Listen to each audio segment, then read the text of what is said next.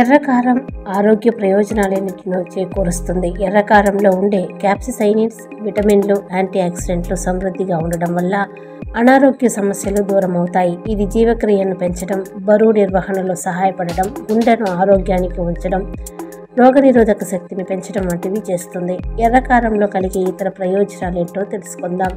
ఎర్రకారం హానికరమైన గట్ బ్యాక్టీరియాను తగ్గించడం ద్వారా పేగులకు ఆరోగ్యంగా ఉంచుతుంది. ఎర్ర మిరపకాయలలో అధిక మొత్తంలో పొటాషియం ఉంటుంది. ఇది రక్తనాళాలను సడలించడానికి సహాయపడుతుంది. కండరాలు లేదా కీళ్ళ నొప్పులు ఉంటే ఎర్ర మిరపకాయను తింటే మేలు చేకూరుతుంది. బరువు తగ్గాలి అనుకునేవారు రోజువారీ ఆహారపు అలవాట్లో ఎర్ర మిరపకాయ పొడిని చేర్చుకోండి.